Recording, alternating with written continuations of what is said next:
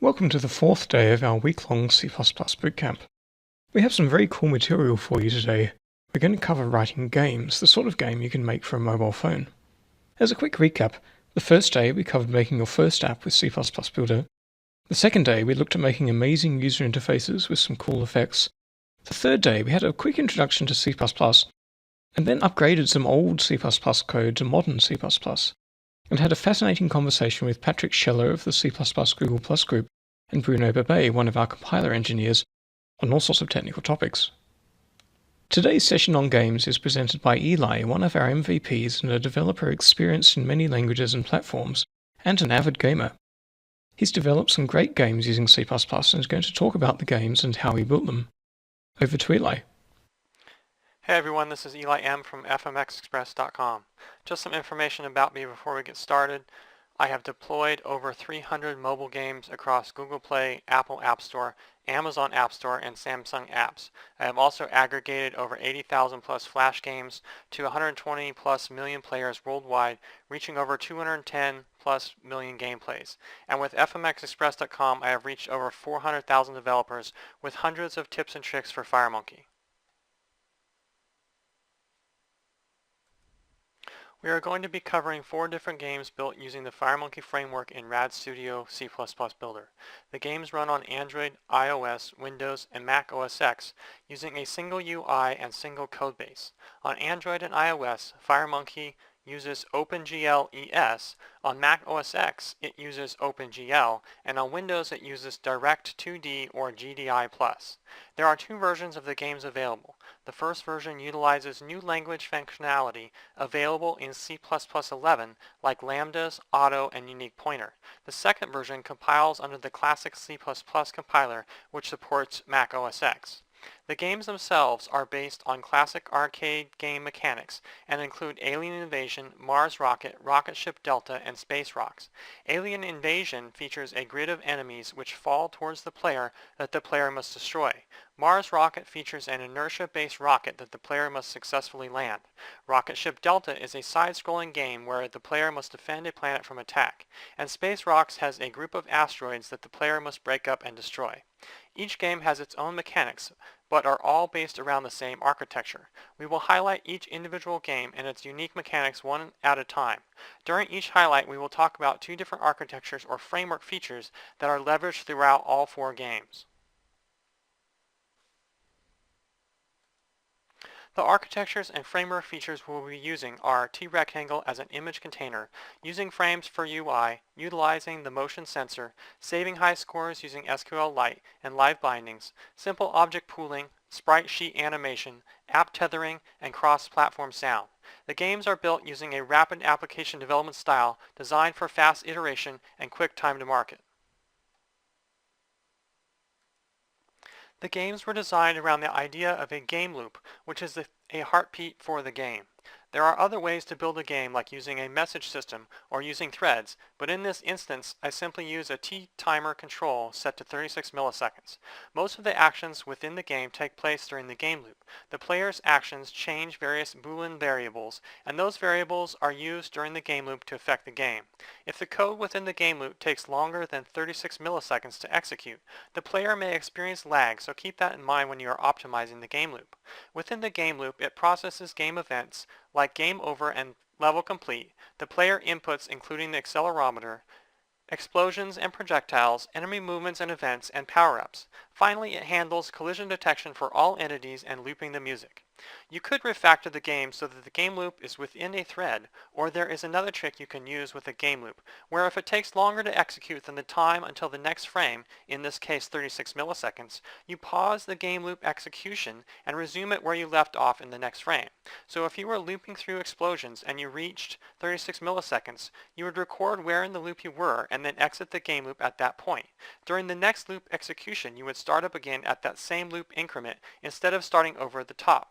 Both of these types of optimizations can greatly increase the complexity of the code though.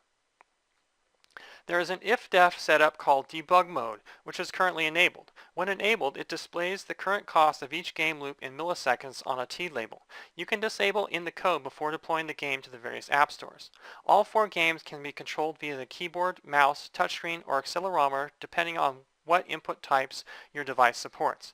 The possibilities for expanding and mashing up these games into new games is almost limitless. So I am also going to share with you some ideas with each game so that you can jump in and start modifying the games right away.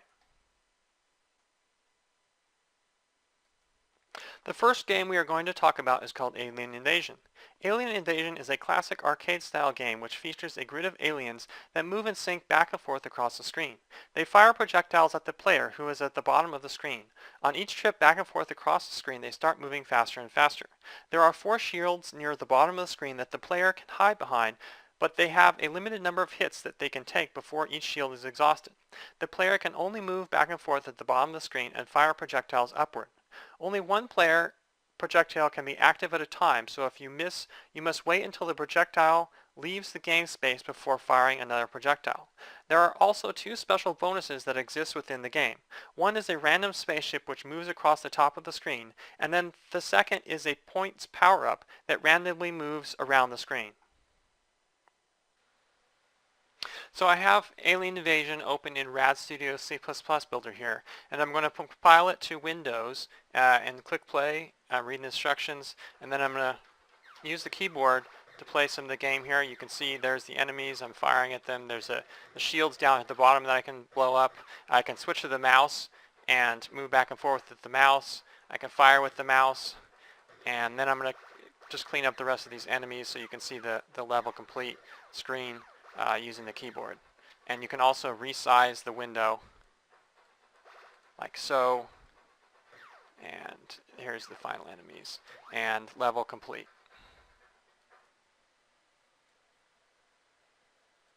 I'd like to share a screenshot of an early version of Alien Invasion so you can see it in its skeleton form before the graphics were applied. You can see how T-rectangle is used. So here is the enemy grid. Here are the enemy projectiles. The player is down here, the left and right button, the shields, and the fire button. We are going to cover the basic building blocks of how I put the games together using the Form Designer and the various FireMonkey controls and components. The most basic building block is the humble T-rectangle control. Let's talk about using the T-rectangle as an image container. The T-rectangle control is the cornerstone of most of the objects within the games. This includes things like the menu buttons, the player character, the enemy characters, and the various projectiles and explosions within the games.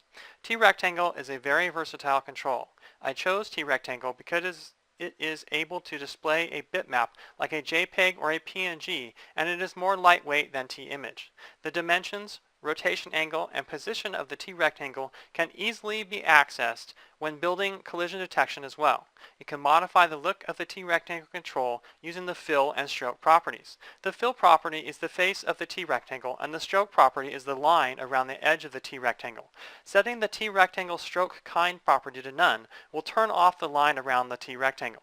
The T-rectangle fill kind property can be set to bitmap, which will paint the face of the T-rectangle with the bitmap property you set up as a T-bitmap brush. The T-bitmap brush has a wrap mode property, which controls whether the bitmap will be tiled or stretched to cover the face of the T-rectangle. In most cases, I use the tile stretch setting for the wrap mode within these games. So in C++ Builder, I'm going to click on one of the enemy T-rectangle graphics here, and you will see that enemy is selected over here. It is a T-rectangle, and we're going to review some of the properties of the T-rectangle, which I just talked about. We have fill property right here. It is a brush. There's a bitmap brush here, and there's the wrap mode set to tile stretch. If I open this up, you can see the image that's loaded up into that fill. And you can see that the kind is set to bitmap here, and then we're going to show some of the other properties. We have position, there's the X and Y, the height and the width is here, height and width, and then you can hear is the stroke property. Now in the design part of the game, I have the stroke inside this layout set to dash so that you can see that that is a object that is set up at design time, but the dash will disappear using code at runtime. On the main form of each game, I have an asset layout control, which is a T-layout. A T layout is an invisible control which you can use to manage your layouts. Inside the asset layout, I embedded the various game elements like the enemies, projectiles, explosions, and power-ups using T-rectangle. This saves you from having to write all of the code to load those bitmaps at runtime. The asset layout control simply gets hidden at runtime, and you can access the bitmap elements as needed. Some elements of the game, like the player character and the game backgrounds, are not stored in the asset layout. Instead, they are set up at design time exactly how they will appear at runtime. So in C++ Builder, I'm going to select the asset layout control. You can see it here. It has all of these different controls that collect item, the enemy 1, 2, 3. That's these controls here, 1, 2, 3. The health bar, the explosion, the projectile, the saucer projectile, and the shield or wall. So that's all the assets within the asset layout, and then at runtime it's just hidden so you don't see it. In FireMonkey, animation can also be handled through the T-rectangle control. One example of this is the explosion animation. First, I created a T-rectangle, then I dropped a T-bitmap list animation on it. The T-bitmap list animation component uses a sprite sheet bitmap for animation. A sprite sheet is all of the frames of an animation combined into a single image. The component then copies out each frame of the animation from coordinates on the sprite sheet one frame at a time to create the animation. In this case, the animation targets the fill bitmap property of the T-rectangle. T-bitmap list animation has a lot of different properties, but I only use a few like animation count, animation row count, duration, and trigger. The trigger property watches for a property change like if the isVisible property gets set to true, then the animation starts. The game control buttons and other visual display graphics within the games are also built using T-rectangles and visually added directly to the main form at design time. The rest of the interface screens are built using frames. You could enhance the game to use a custom T-rectangle, which might be implemented as a platform native object for increased drawing speed. So I'm going to select the explosion T-rectangle over here, and you can see that the animate explosion T-bitmap list animation is applied to that object. And if I bring up the graphic for it, you will see here is the sprite sheet that I was talking about. Each of the different frames of the animation is on that single image, and then the other properties I was talking about here is animation count, animation row count, the duration, and down here is the trigger property with the isVisible equals true, and it's all applied to the property name of fill bitmap. And if I unhide the explosion here, you will see that is the object that is being applied to.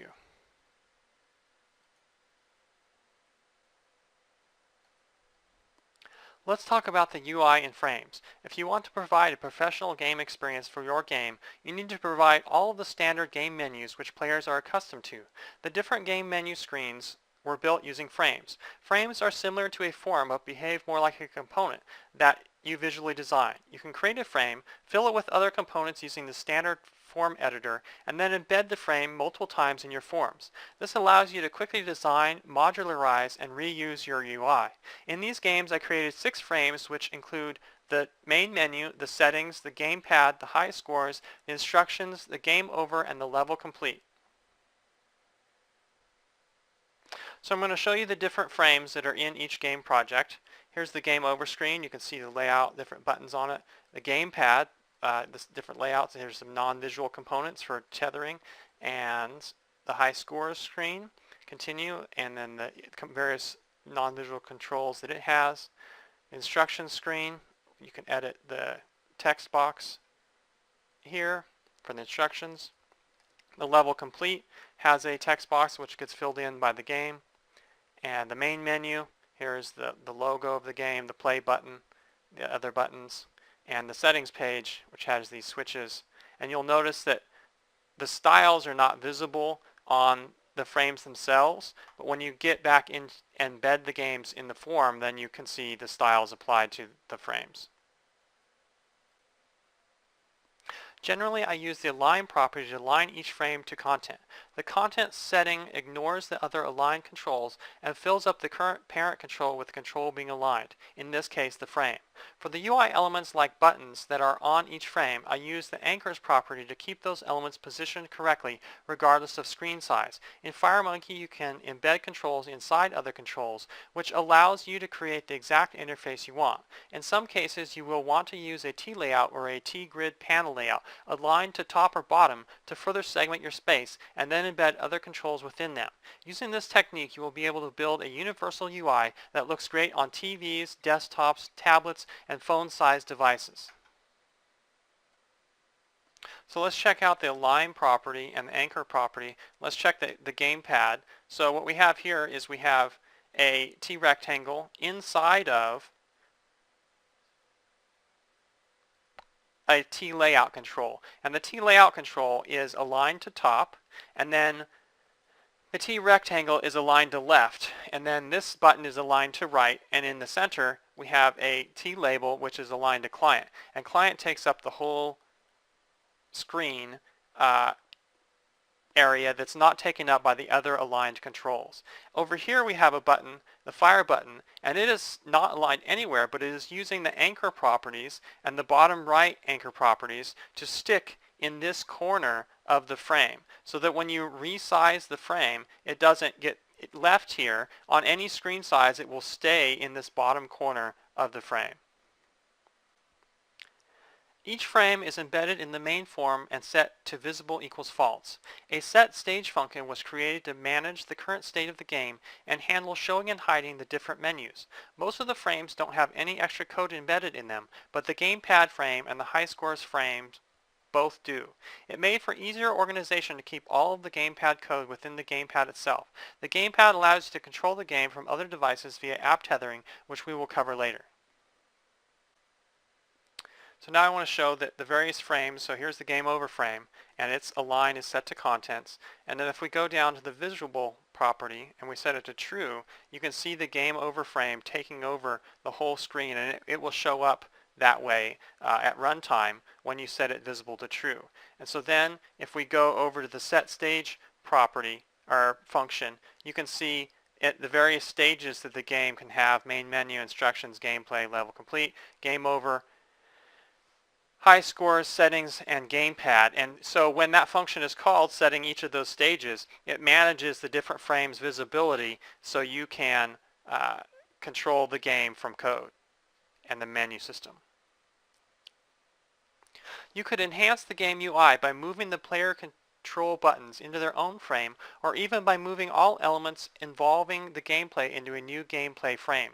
This would make it even easier to create new games around the existing framework. Having the gameplay in its own frame would also allow you to load up different types of levels within the same game just by picking which frame to load into the current level.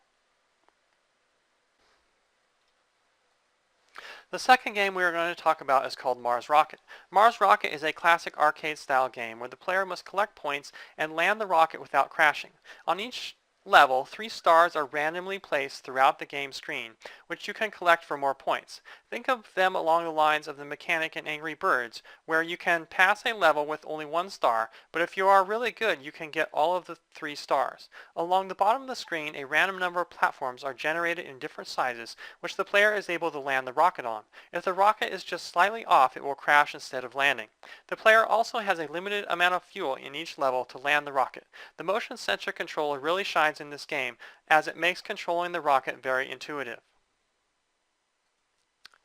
So here I have Mars Rocket open in Rad Studio C++ Builder, and I'm going to walk you through the asset layout again. We have this screen, the interface background. I use that at the end of a level just to give it an added flair to the graphics. There aren't very many graphics in this game. You have the player graphic, you have the stars that you collect, and you have the platforms that you get automatically generated at the bottom of the screen. Now the player graphic, you'll notice, is not inside of the asset layout because, as I said before, some of the assets like the player graphic are just placed right on the form where they're used. I do want to talk about the player graphic a bit here. If I click on ship, that's the player graphic. You will notice that on the tail of the ship, there is a rocket thruster. And so that thruster is controlled, the visibility of it is controlled individually from the ship visibility. And so when you fire the thruster, that turns on, and when it's not firing, it's off. So now I'm going to demonstrate Mars rocket here. We're going to compile it to Windows 32. The game's going to load up. We're going to click play. We're going to read the instructions. You can see here is that interface background on the instructions as well. I'm going to click continue, and then I'm going to use the keyboard to control the rocket. I'm going to go collect the stars. I come back over here to one of the platforms and try not to crash. Here we go. And I've successfully landed the rocket. And then I got all 3 stars, and moving on to the next level where I can collect the stars and land the rocket once more.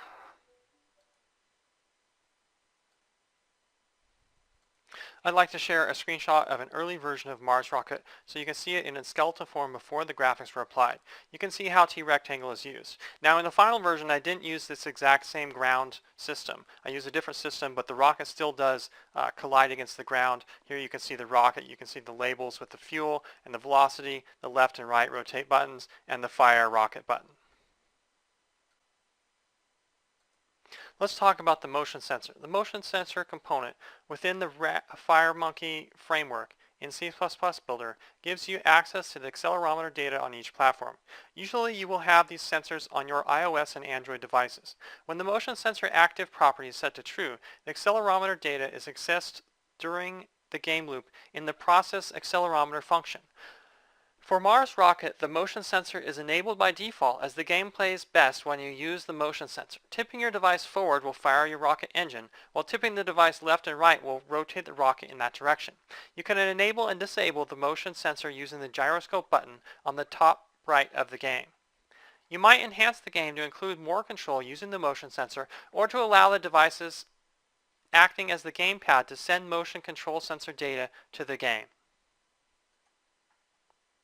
So I want to demonstrate the gyroscope accelerometer functionality. I've got Rad Studio C++ Builder here with Mars rocket open. I'm going to go over here to the target platforms, and I'm going to select iOS 32. I'm going to select my iPad, and I'm going to compile it to the iPad. I'm going to grab my iPad here, bring it up into the space, and we'll see that it's currently linking and deploying the game to the iPad. I already have it. I already have all the 4 games on the iPad, but I just want to show you that it just deploys directly from C++ Builder to the iPad, and then you can start playing and testing your game.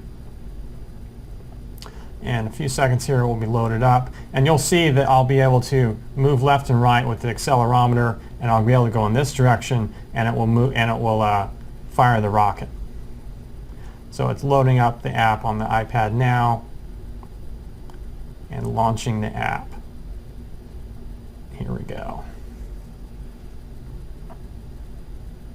Takes a few seconds. FireMonkey's launched.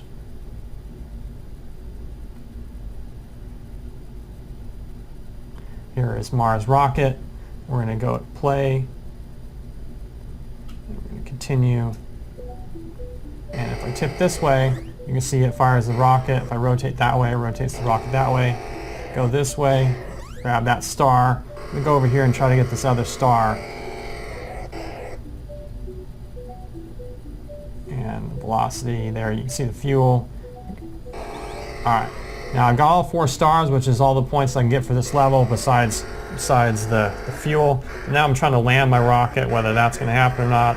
Oh, it didn't make it. Alright, so I've got 3 lives here, so I'm going to still try to land my rocket without crashing. Come on.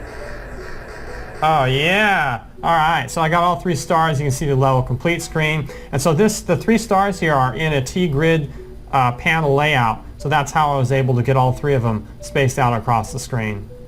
Move on to the next level. Each level is just harder than the last. I'm going to accelerate over there. And then you can see I can, I'm going to get my guy up here, and then I'm going to turn off the gyroscope. And you can see how it stopped. It stopped controlling the rocket when I turned that off. And you can also see one feature here is that when the gyroscope is firing one of the buttons, behind the button, let's see if I can turn. behind the button is a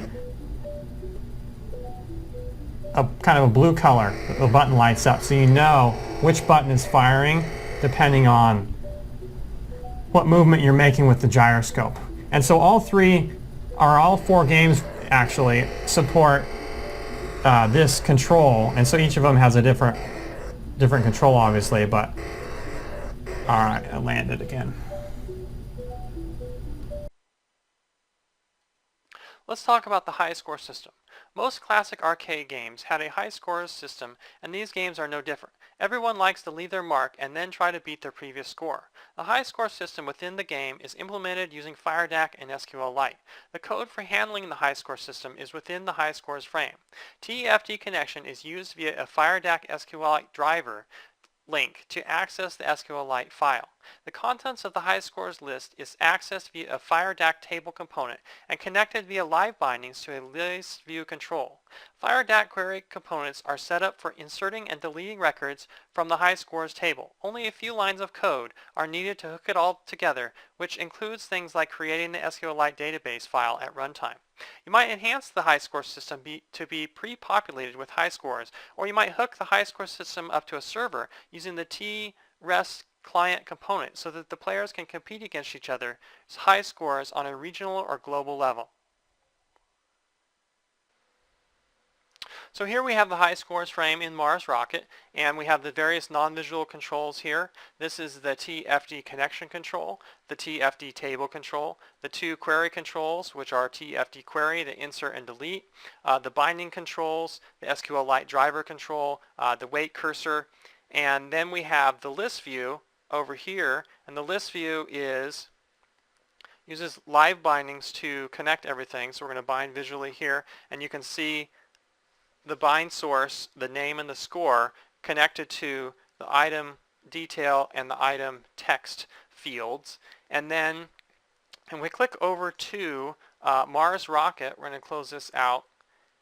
We can click on the high score frame, unhide it, and you will see the high score frame with the style applied to it. And now if we click back over here to the high scores frame and we switch over to the code view, scroll up here to the top, we can see after the scores connection connects, it creates the table if it doesn't exist. Before it connects, it creates the SQLite file. We also have a function add score. We have a save score function. We have an init frame function, which loads everything, connects, creates the file, all that good stuff. And that's it for the high scores frame. So now I'm going to show you the high score system in action. I'm going to compile it here for Windows. It's going to load up, and I can click high scores and see the various high scores set up in the system, all loaded up with live bindings from the SQLite file. And then if I play the game, I'm going to go over here. I'm going to try to get some score by landing my rocket. And I've successfully landed, got a score, and now I'm going to crash my rocket spectacularly. Boom, into the mountain. And I don't know what I'm doing. Oh, crash. And then finally, my third life, I'm going to crash again. Oh, this side of the mountain. Oh, and then I can enter my high score, Eli, and OK, and Eli gets added up into the high score system, and I can continue on back to the main menu. The third game we're going to talk about is called Rocket Ship Delta. Rocket Ship Delta is probably the most complex of the four games, as it has the most number of objects moving around, and it even has a mini-map display. Rocket Ship Delta is a classic arcade side-scrolling game, which gives you 4 directions of movement. In addition to a normal projectile weapon, the player also has access to a screen-clearing bomb and a warp functionality. The bomb is limited to 3 uses per game, but the warp has unlimited usage. The goal of the player is to stop the aliens from abducting the characters on the planet's surface and carrying them off. Once an alien carries off a character, it upgrades itself and then comes back for more, better, and stronger. On the left and right side of the game area, there's a wormhole which teleports the player to the other side of the game area. The background in this game is actually 3 different transparent layers which move based on the location of the player, creating a parallax effect. I'm going to walk you through the asset layout component again in Rocket Ship Delta. So here we have the asset layout. We have the different enemies. with their different animations applied.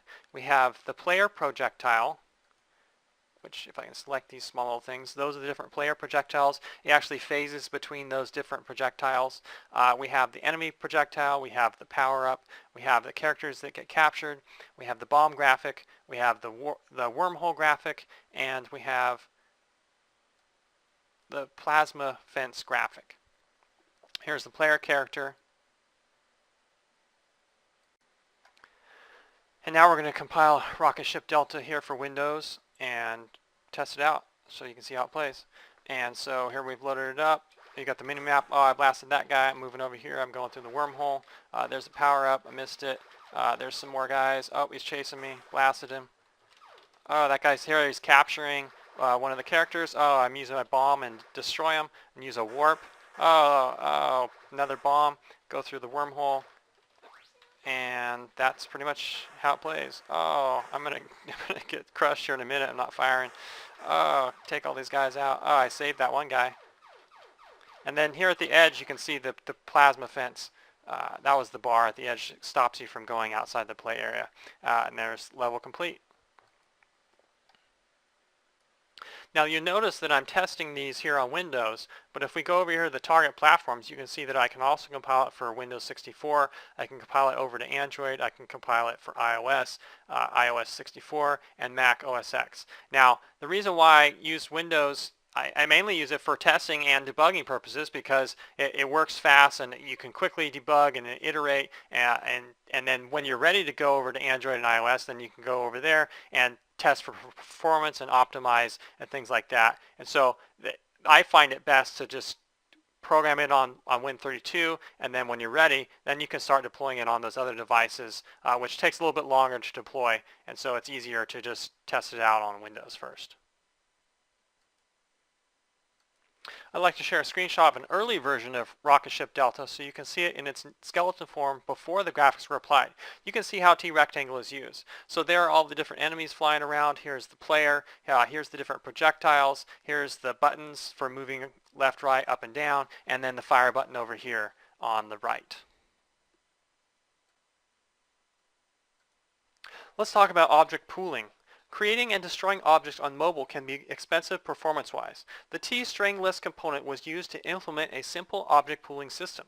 When the game is initialized, all of the object lists are created. If a new object like an enemy, explosion, or projectile is needed, it is created and added to a list. Once it is no longer needed, it goes back into the list for reuse later. Looking objects up by string is not currently used, but is available for future use if you're going to add special types of enemy characters, for example. At the end of each game, the lists clean up all the objects and are then removed. The string list has a property called owns objects, which will automatically clean up all of the objects attached to its list. You might refactor the game to use std list objects or to prime the object pools for better performance in later levels when there are more objects. So here we are in the code of Rocket Ship Delta, and in the init game function you can see all of the different string list objects that get created and used for pools. And there's actually special string lists for the mini-map as well. And then over in the cleanup game function, all of the pools get set to owns objects, and then they get destroyed, which means if we go up here at the very top, destroy is a template that we've added here which deletes them and sets them to null pointer. And then the other thing I want to show you is here is an example spawn function where it grabs an object from the pool, and if it doesn't exist it creates it. Here's the get pool function. Here it is. If it does exist it grabs it, otherwise it creates it and then returns it to this function, which uses the object and returns it to the result of the spawn projectile function in this case. Let's talk about animation. We covered the animation a bit already, but animation is implemented using the T-bitmap list animation component, which is built into the FireMonkey framework. T-bitmap list animation uses a sprite sheet which features each frame of an animation on a single bitmap. The frames are copied from the sprite sheet and drawn in place to create the animation. Creating a sprite sheet to use in C++ Builder can be tricky because a lot of the art tools out there export a sprite sheet in a different size than what C++ Builder is expecting. C++ Builder expects a sprite sheet that is exact width and height of the number of frames in your animation. You may have to trim down your exported sprite sheet before loading it into C++ Builder. There was one version of iOS which caused problems with the animations if they attempted to run while the game was being transitioned to the background. It created a new function called pause bitmap list animations, which loops through and pauses all the animations before the game is backgrounded. When the game enters the foreground again, the animations are all restarted. A side effect of this is that the games may now take less resources when in the background on some mobile devices. So I have Adobe Flash, which is good for animation, opened over here, and I have the explosion graphic set up here, and I've turned it into a symbol. So over here I have the symbol, and then, or a movie clip if you want to call it that, and then I can right click on it and I can do generate sprite sheet, and you will see that it creates all of the frames of the animation here on the single image, and you can also see that by default it sets the width and the height to 256 by 256. Now Rad Studio really doesn't like this size, so you'll need to cut, once you export it, you'll need to cut it down so it's this size only, and this extra space is not included in the sprite sheet when you export it, or after you export it rather. Now over here in Rad Studio C++ Builder, I'm going to click on one of these enemy graphics, and I'm going to bring up its animation again. I showed you this before, but I'm going to bring this up again. The enemy is a little bit different than the explosions. So there are 3 across and 2 down, so a total of 6 animations there. That's the sprite sheet. And you can see the animation count is set to 6 because there were 6 of them, and then 2 rows. And again, with this one, it turns on using the trigger of is visible equals true.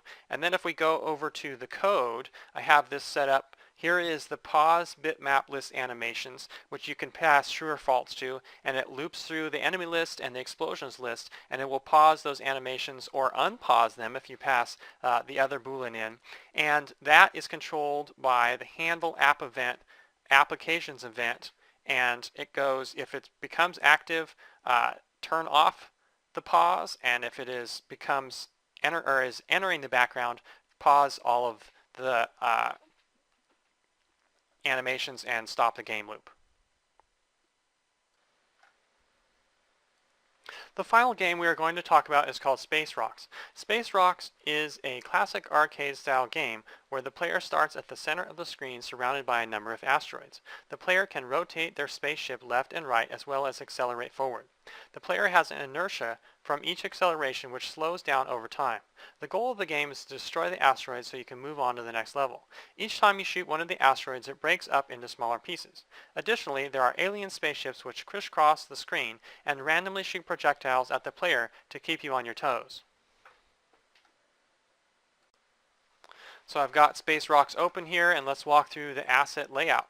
So we've got the different rocks here, and the different rocks do not have an animation because in this game they rotate versus being animated. We have all 3 different rocks. You could add more rocks if you'd like. Here is the enemy character that randomly flies around. Here are the points power up. Here is the enemy projectile, the player projectile, and here's the player outside of the asset layout, and the background also outside of the asset layout.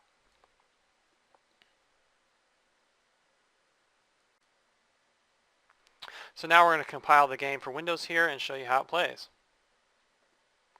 We're going to click play, read the instructions, and I'm going to use the keyboard here, move around, fire at some of the asteroids. There's one of the guys flying by. I'm going to get him. I'm going to get that guy. Oh, I get hit by an asteroid. Oh. And I'm flying around, shooting all these rocks. The asteroids are exploding.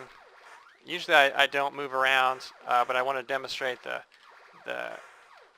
acceleration, and I've completed level by destroying everything in that level. I'm going to continue a little bit, and you can see how my character was semi-transparent. There's an invulnerability which is available in all of the games.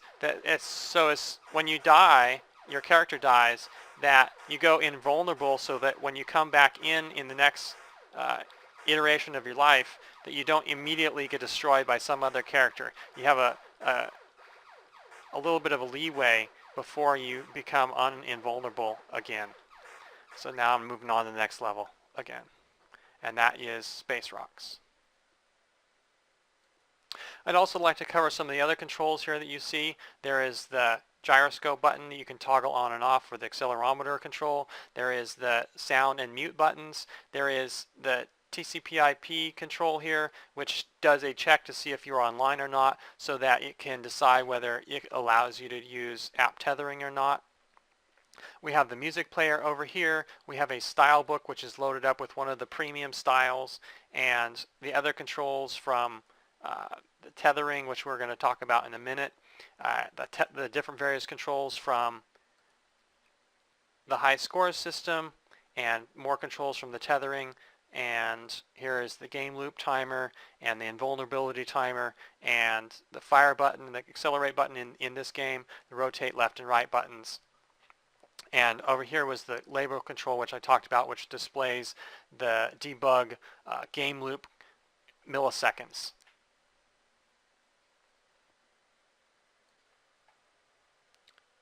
I'd like to share a screenshot of an early version of Space Rocks so you can see it in its skeleton form before the graphics were applied.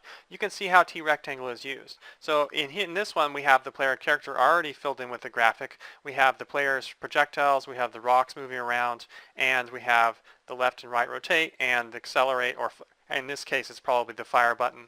The accelerate button is probably not in the game in this early prototype.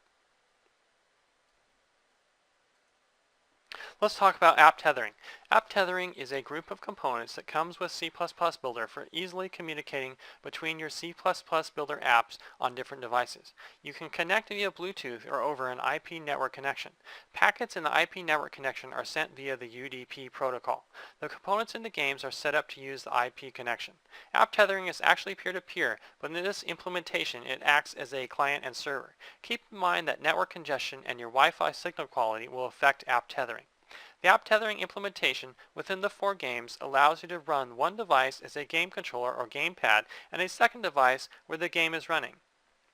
For example, you can have your Android phone set up as the gamepad controlling a game on your iPad, or you can have your iPad device be the game controller controlling the game running on a Mac OS X device connected to a big screen TV. You can even have your Windows machine be the gamepad and play the game on your iPad Pro using the keyboard from the Windows machine. The server side of the app tethering components are embedded in the main form, and the client side of the app tethering components are embedded in the gamepad frame. The game itself has actions set up for each of the control functions within the game.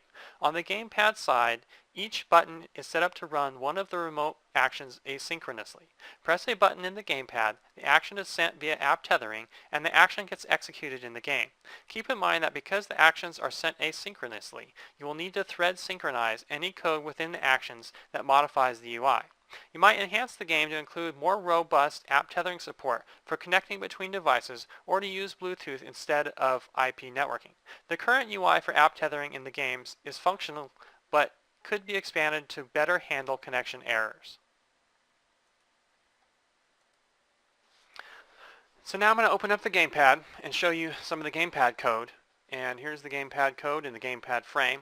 We have a check remote profiles section that looks for the various different app tethering devices on the network and connects to them, and some other maintenance functions that app tethering uses. And you can, when you press the connect button, it runs this function, and here is the button action function.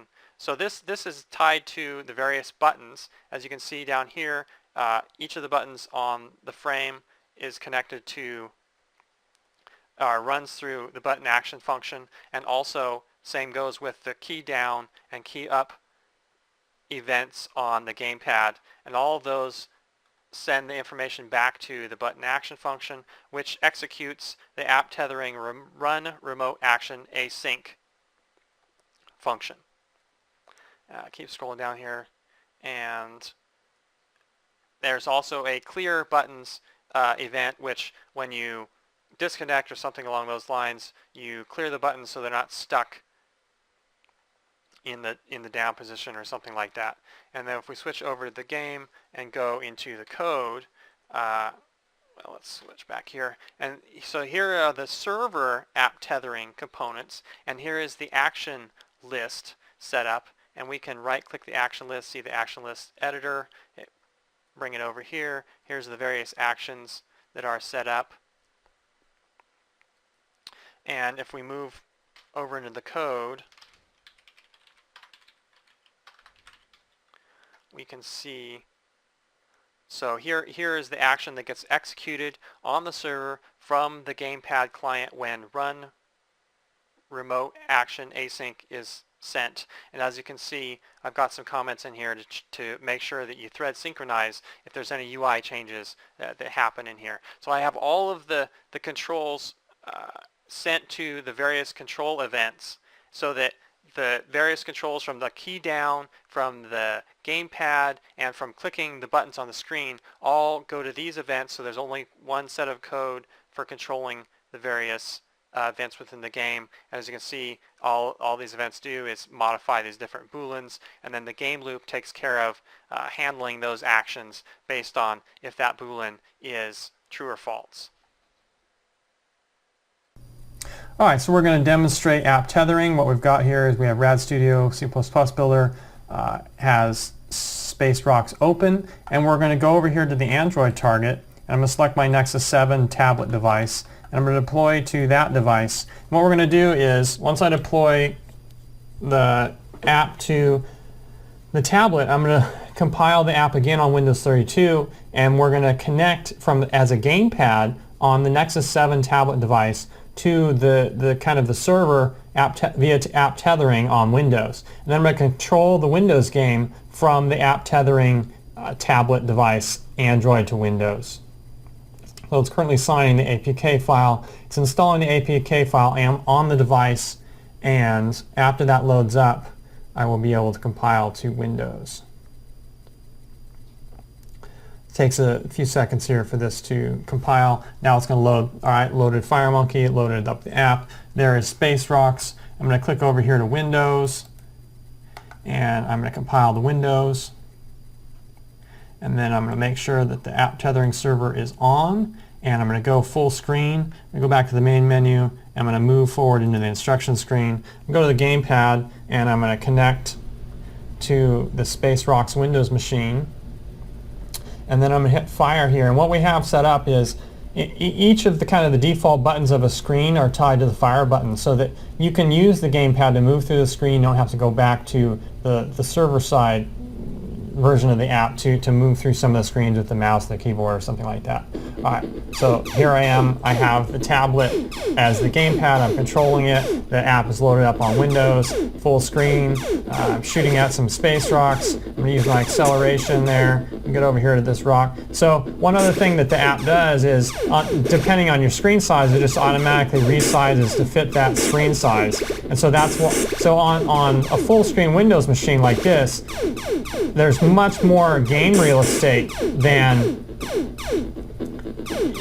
on a tablet, for example.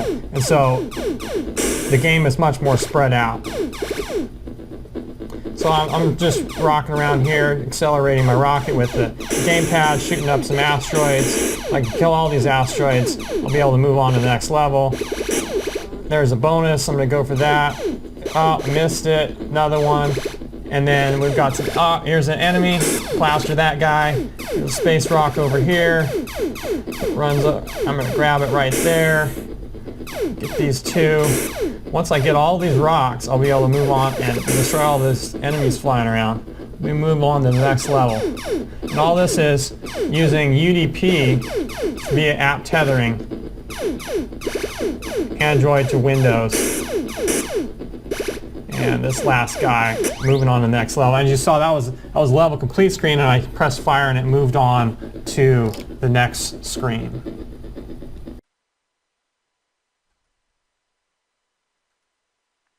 Let's talk about cross-platform sound. The FireMonkey framework comes with the T-Media Player component for playing audio and video files. The T-Media Player component is not very designed to play the quick sound effects you need in a game, but it works great for a music track. We used the T-Media Player component for the music and had to manually implement music looping as it is not built into the component. Additionally, when stopping and starting the music, we simply adjust the volume because the performance hit that happens when stopping and starting an audio file. We put together a cross-platform component called T-Audio Manager, where small sound files can be registered and played with ease. The T-Audio Manager component uses platform native APIs and ifdefs to play the sound files from a single source code on Android, iOS, Windows, and Mac OS X. On iOS, it imports 4 functions from the Apple Audio Toolbox framework. You must add this framework to your iOS SDK in the IDE before you will be able to compile the project to iOS. On the Android side, Audio Manager and Sound Pool from the Android SDK are used. On Mac OS X, an NS Sound object is used. And finally, on Windows, the SND Play Sound API call is used. Deploying sound files to each individual platform is slightly different. On iOS, you must deploy the files to the Startup Documents directory. On Android, you must deploy the files to the Assets internal directory. On Mac OS X, the directory is automatically configured to deploy to the Contents Resources Startup directory. Finally, for Windows, you need to manually copy the sound files, both star.wave and star.mp3 files, to the same directory as the executable. There is a ifdef within the FormCreate event, which defines where the sound files get loaded from. For Windows, you can use the path in the classic param_str0 function. For Mac OS X, the system IOUtils tpath get_home_path function corresponds with the deployment directory. And for Android and iOS, the system IOUtils tpath get_documents_path function corresponds with the deployment directory. You might enhance the game to include even more sound effects and even apply sound effects to the various buttons throughout the UI when they are selected. You could even implement a voice recognition control system for navigating the menus or some of the in-game functions. So I've got Space Rocks open here, and I'm going to show you the code in the FormCreate event. And you can see we have the if defined plat MS Windows, then use the param_str0 function and extract the file path from that to set the data file path. And that's where it's going to load the sound files from. For Mac OS X, if it's not iOS, then you're going to use the get home path function. And then for everything else, if it's iOS, if it's Android, you're going to use the get documents path function. And so then I can go over into deployment, and you will see the various paths. If I sort here by type, you can see here are the audio files that I have set up in the deployment section, and those will get deployed to these different platforms. There's all the platforms, and they get deployed to each different platform, and you can customize the remote path or the deployment path for each of the different platforms. So for example, this is set on Windows. If I go over here to Android, you're going to see that the sound files are deployed to the Assets internal directory, and if I go over to iOS, you can see that the sound files, let's get this type here at the top, you can see the sound files are deployed to the Startup Documents directory, and finally if I go over to OS X, you can see the files are deployed to the Contents Resources Startup directory. So I'm going to close out deployment, and I'm going to go over to the Audio Manager header for the RT Audio Manager component. You can see the ifdef set up here. Here are the Android files that it needs. Here are the iOS files that it needs, and here are the Mac files that it needs. Here's the class itself, and it's got some various functions in here. You can add a sound, you can delete a sound, you can play a sound, and the destroy function is here, and the create function. And then here you can see on iOS we import the Audio Toolbox framework and then import these 4 functions, so you can see how to import functions from a Apple framework there. And then if we go over to the source file, we can see the various ifdefs. Here is where it loads it up. It creates a list here, and it destroys the list and the objects within it in that function. We add a sound. We've got our ifdefs in here. The various sounds are added. Here's for Android. It adds them up to the list. For iOS, it adds them to the list. Deleting sounds. And then if we get down here to play sound, it's got the Android defs, and it plays a sound here using the sound pool from Android SDK. On iOS, it uses these functions from the audio tool framework. On Mac, it uses NS Sound, and on the Windows, it uses this SND Play Sound function from the Windows API. And that's about it for this section on audio. Bringing it all together, the game's compiled of 4 different platforms from a single code base. All 4 platforms can also talk to each other and control the games across devices. So now we're just going to demonstrate some various forms of that, different app tethering combinations here with the same app playing across different devices.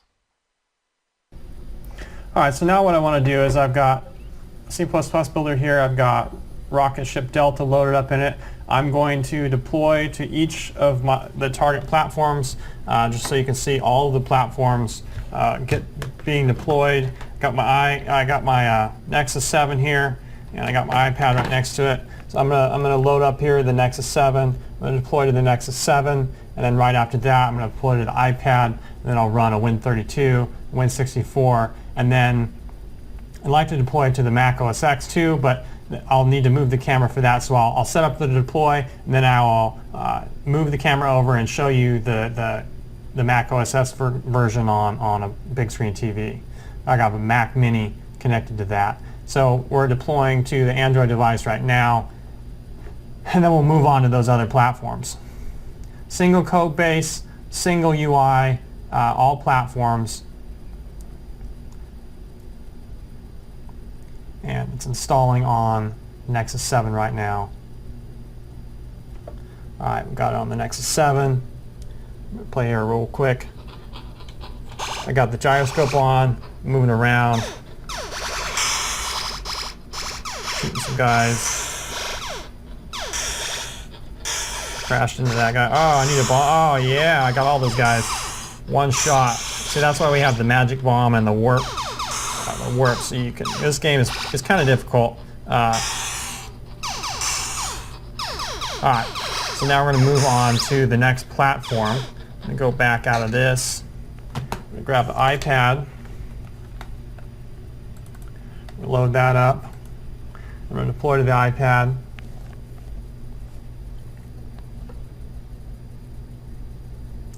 And it takes a minute here for it to deploy to the iPad, even though I've deployed it once already. Now it's deploying, like it's copying all the files, it's setting up all the icons, the splash screens. You can configure all those icons and splash screens yourself and have a custom icon on the iPad and the splash screen. You don't have to keep the FireMonkey Flame logo. It's launching Rocket Ship Delta now, the IPA file. So now we've got Rocket Ship Delta loaded up on our iPad 2. And we are going to click play, move through the instructions, and I like the accelerometer, so I'm going to turn that on and move around. Alright, shooting some guys, using the bomb, using the warp. Alright, let's move away. Let's just keep away for a minute. Try not to get destroyed. I'm going to use the wormhole. There's some more guys. I'm going to use my bomb. And so using the accelerometer, move around. The accelerometer is really a good control mechanism for all of these games if you have it. For when you don't have it, you're using the keyboard or a mouse on a desktop machine, it works pretty good too, but on a mobile device, the accelerometer control is really where it's at. Points power up, missed it. Another one, try to get it here. Got that guy shot at me. I think this guy's upgraded, that's why he's following me. And so you can see the parallax in the background there. There's 3 separate screens. Alright, I need a bomb. Oh yeah, I killed all those guys. Alright, so there's a parallax, and you can see the separate screens here are 3 separate layers to the background. So that's what causes that effect. You could bring that parallax into some of the other games if you wanted. Alright, so here's the high score screen. Bring up the keyboard here. Type my name in. And this way. Hit OK. And so now high score there. Continue. Main menu. So that is playing on the iPad 2. We're going to switch over to Win32. We're going to hit play. So this one I'm going to play with the keyboard, and I'm going to make this a little bit bigger. Stretch out the gameplay area. You see C++ builder in the background. Play. Continue. I'm going to use the keyboard in this one. And so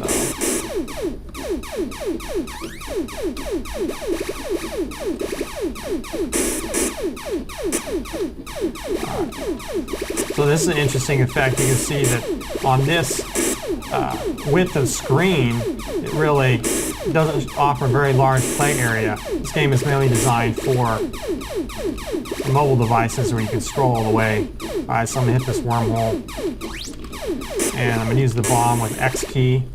And then the C key does the warp. So I'm going to warp all over the place.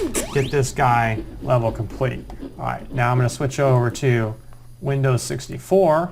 Compile it for that. And I'm going to hit play. Continue. And I'm going to play this one with the mouse. Move around, crash into that guy. Much harder to use. All right, I'm use the fire from the keyboard while I move around with the mouse. That's just too difficult. All right, this guy's shooting at me. He probably upgraded. He probably captured one of these guys here at the bottom. These guys are at the bottom. This is the planet I'm supposed to be defending. So at the end of each level on both sides, you have the plasma fence. Use a bomb here. Got all those guys. You have the plasma fence, which keeps me from moving outside the gameplay area there. You can see the bombs, how many bombs I have over here, how many lives, my health, the points, and all the different. Over here is the milliseconds, how long each game loop takes. So that's 64. And then I'm going to go over here and I'm going to deploy to the Mac. Alright, so I'm going to compile to the Mac device. It's going to load up all the files, send it to the Mac. Alright, so I've got the game deployed over here on my Mac Mini, which is connected to a big screen TV. I've got my iPad here, and it's connected via app tethering the gamepad. So I'm going to hit the fire button and move into the game, and then I'm going to move around using the iPad on the iMac. Hit this warp. There's a guy. I'm going to use the... I don't need to use the bomb yet. Alright. The bomb, I'm going to use the warp, bomb, warp,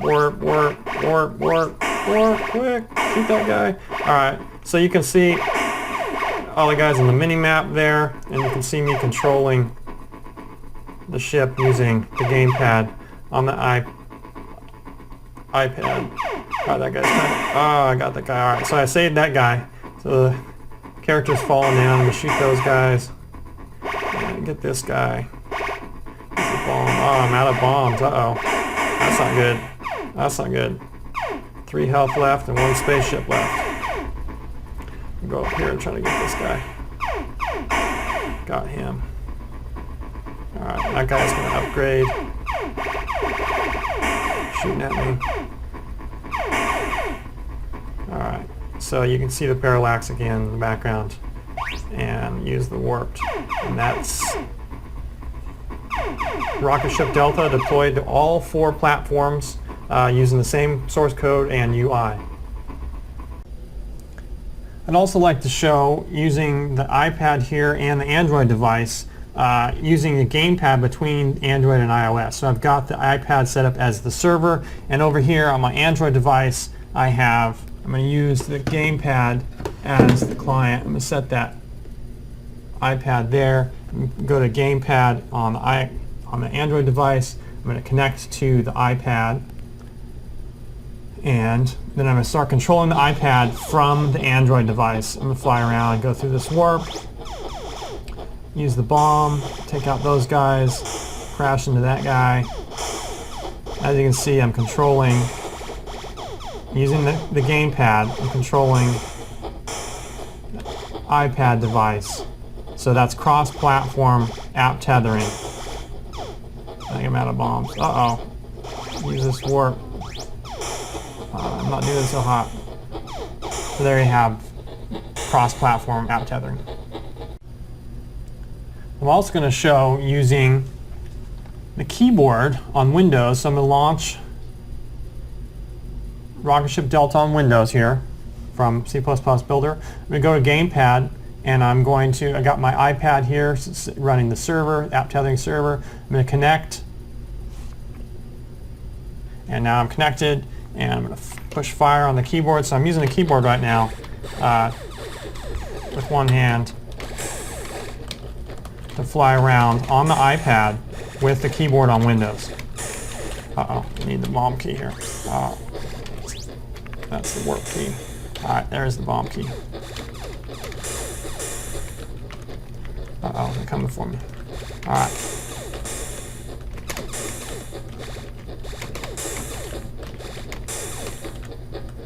And there you have it. That is using the keyboard on Windows to control an iPad.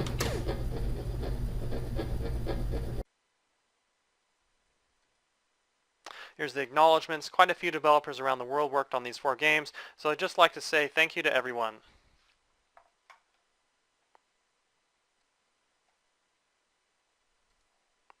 In case you miss it, you can access the source code at embt.co/CPP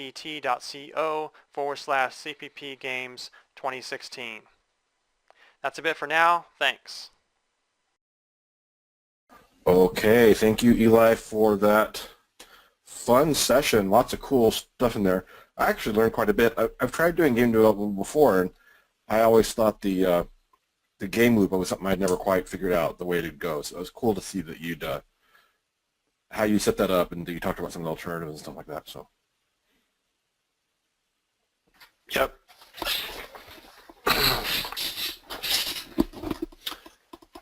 So if anybody has any other questions, I'm trying to answer them here. So we'll go through some of these questions here that you already answered as people are typing some more questions in. One thing we'll point out that is that you developed this with the full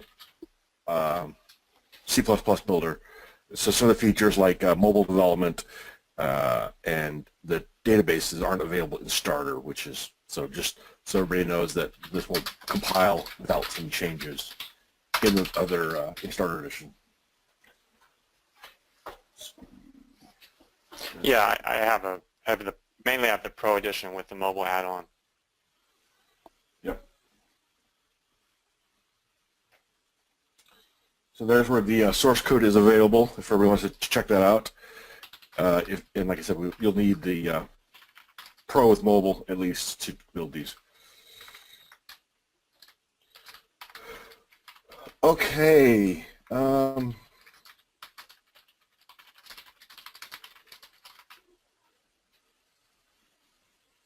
what did I click?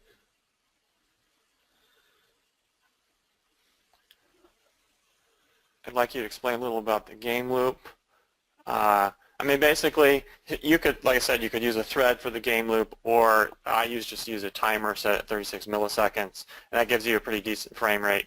But basically, you just have all these booleans and other variables that you change, and then the game loop checks all of those variables and updates everything within the game during those 36 milliseconds. So is the idea like if I press the up arrow, that sets a Boolean saying, hey, they pressed up arrow, and then the next game loop comes through and says, oh, we're moving up now? Is that what happens? Right. So it would only move your ship during that game loop, say 10 pixels or something. But then if you stack all those frames together, then you moved quite a few amount of space in 1 second or something like that. So why 36 milliseconds? Is that arbitrary, or is there some magic math behind there? There's some magic math. 36. If I can do the math here. That gets you 27 frames a second, and if the human eye can see 25, then you're pretty good at. Okay. Now, do you make use of threading or task or anything like that in here at all, or is it all just done with the timer and the game loop?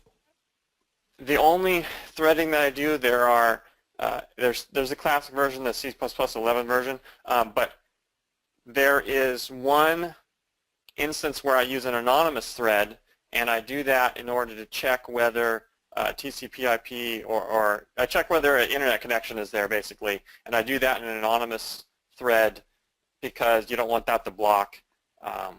And so the rest of the threading, I don't believe there's much else in there. Well, all right. So the run remote action in older versions of C++ Builder, like C++ Builder Seattle, I didn't need, there was not an asynchronous function for that, but now it's asynchronous, and so it sends it asynchronously, and you have to thread synchronize those calls when they come in to the game loop, if you use a UI element in there.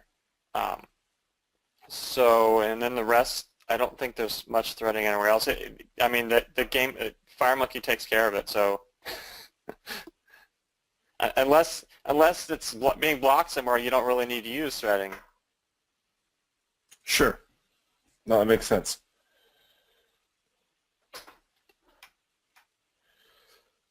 Let's see. So everybody really liked your speakers that you're using there. I see you posted a link to Amazon, the Sound Original Dancing Water Stereo speakers. I actually saw those at the store one day, and they look really cool. The only issue with them is that the sound is really loud on them, so I would need like another sound, like a hardware sound control on them, because otherwise it's like playing music through them is really, really loud. Interesting. So no one else in the office appreciates it. There's a question about storing objects in T-string list or T-dictionary. Which do you prefer? Which do you recommend? My favorite is T-string list. I don't know that I've even investigated T-dictionary. I've been using T-string list since, I don't know, 18 years now or something like that. I just use it for everything. Yeah. So there is a T-object list, and I looked at using that, but I wanted to use T-string list because if you were going to add a boss character, or if you were going to have some other kind of modifications to the objects in the game, or if you want to look them up based on the string, you have that option. You could add in a string, and then you could do a lookup based on the string, and you'd get that object back right away instead of having to do some other type of lookup to get those objects. Yeah, I really like the T-string list too because it's so flexible. But I'll admit that I've actually started using T-dictionary, and it might actually be better. Even though the T-string list is cool, the T-dictionary might actually be better because you can index it by string, or you can index it by integer, or you can index it by whatever, and then you can also hard code it to a specific type of object, so it only accepts certain types of objects. So it saves you some of the typecasting that can cause some mistakes. Let's see, very cool. Lots of comments that this is really cool stuff. Question about the Steam SDK. If support for that. Have you looked at that at all? I haven't looked at the Steam SDK. I mainly looked at different mobile SDKs and stuff like that, and nothing on Steam really. But I would assume, I mean, if it's just whatever it is, a Windows DLL, if you're working for Windows, then you should be able to interface with it, especially in C++ Builder, because there should be, I don't know, Steam SDK header files for the DLL. If that's what they provide, I'm not sure. Yeah. There's some questions, confusion around the way the sprite sheet is being done. You want to elaborate on it a little more? All right, so the sprite sheet, so some of the other tools that create it, they create it in I'm going to call it a standard size, or actually they create it in a texture size. So 256 by 256, that would be a texture that gets loaded directly in that size into your 3D card, or your if it was on mobile, your 3D hardware. And so that's why they export those sizes. Now, C++ Builder, I'm not sure that it works the same way as far as loading a texture in, and so that's why it may just use, it just wants the exact width of each frame combined. And so if, say, you had 3 frames across and 3 frames down like I showed in the webinar, and just as an example, say they had 50 pixels each. So you'd have 3 frames across, that's 150 pixels, and then 3 frames down, that's 150 pixels. So you'd end up with 150 by 150. And those configuration options on the animation, I'll load up one of the, and check it. All right, those configuration options in the IDE, the animation count, the animation row count, those tell that the T bitmap list animation how many images are there. And so it just goes and cuts out those frames, and then it just plays them on top of each other like it's an animated GIF. Oh, okay. So okay. And so that's just an animation that does that then. That's cool. Right. I mean, it's kind of like the control that holds all the images in the image list. Kind of like an image list, except for it animates them when it comes out instead of just holding them separately.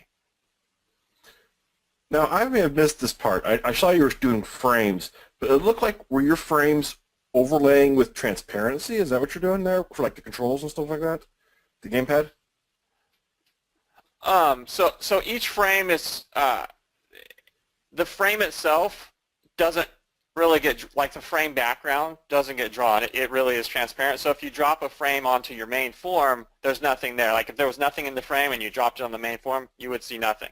So what I did is I put a T layout inside each of the frames, and so then that T layout is aligned to client, and of course T layout is invisible, and so that's it aligns the client, or actually it aligns the content, and so it just aligns the full screen of your form, and then when you make the frame visible,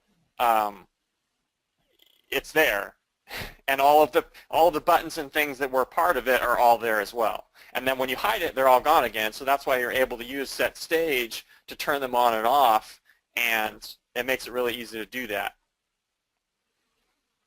Okay, that's really cool.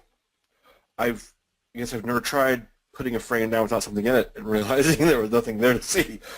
So the question here about, you use the T rectangle for all of your shapes. What if you wanted to handle irregular shapes? How would you handle that? What would be the way to do that?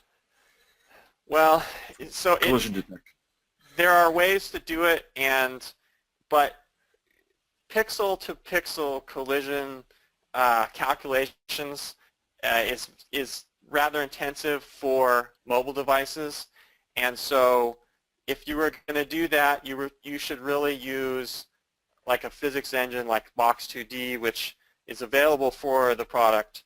There are other optimizations that you can do, like for example, if the two, you can do a distance calculation between the two objects, and if you know the diameter and the radius of an object, then you can figure out, okay, well these objects are really far enough away from each other that I really don't have to do a pixel by pixel collision detection, and then when they come within range of each other, you could start doing that, and that is an optimization that saves you on performance. But once you start getting really close to each other and you do pixel by pixel, it can be expensive performance-wise. I mean, I've done this in other game platforms, and that's what I found there as well. So it's not just this platform; it's pretty much all of them.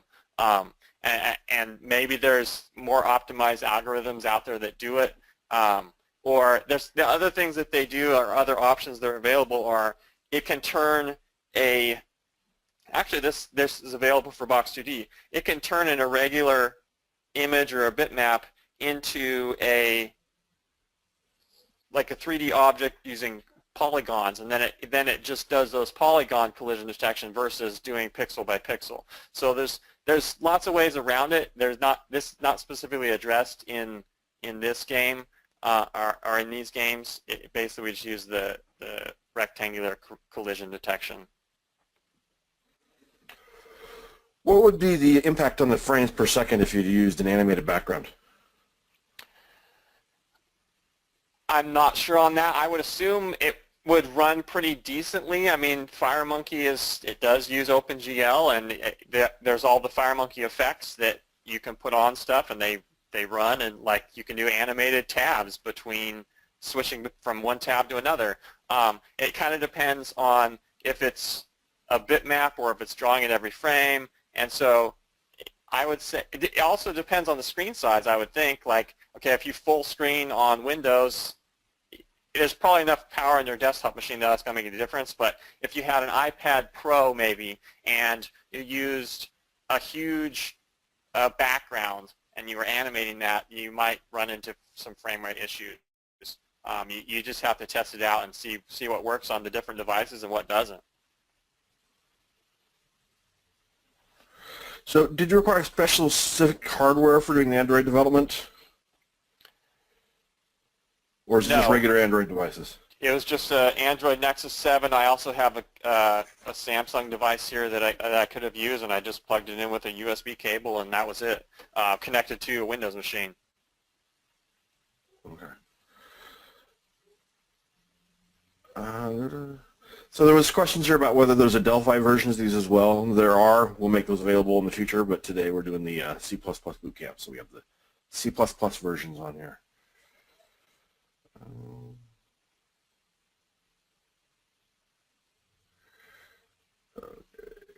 Yeah, Steam for OS X.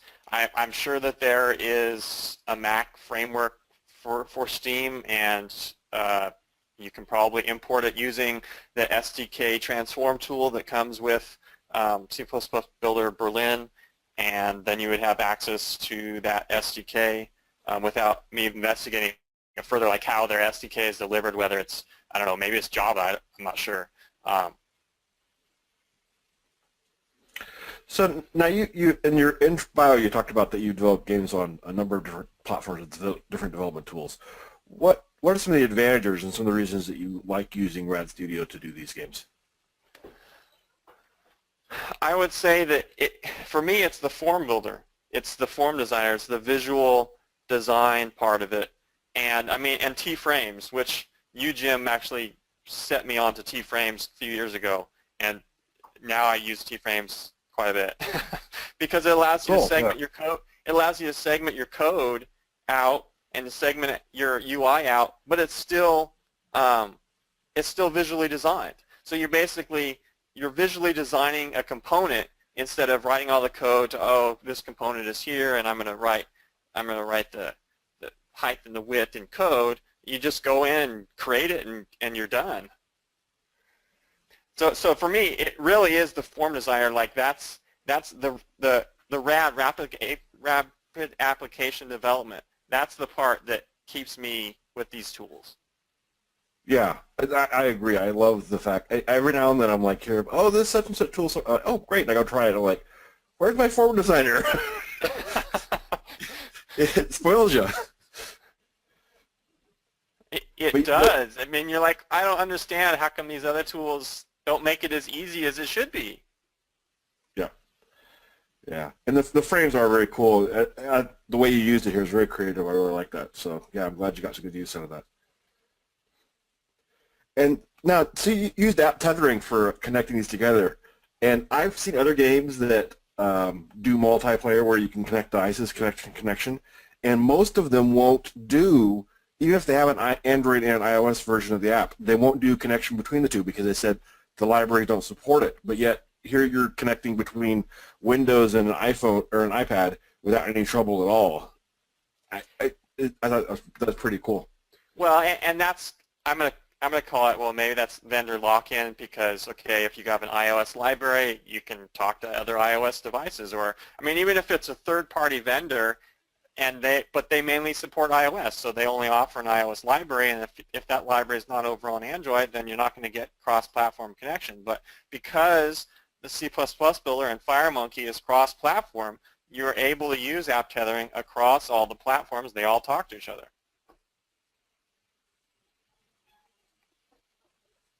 So now on the forum, sorry, Jim and Eli, there's been several questions about you trying to compile these games with the starter edition, and it looks to me, I did a little quick check. The doing fire DAC, so doing the game saving, high score saving, that would have to be removed, right? Or somehow if-def, it's harder to if-def forms. Is there any other advice for people, Eli, on how to get these games to work with the starter edition?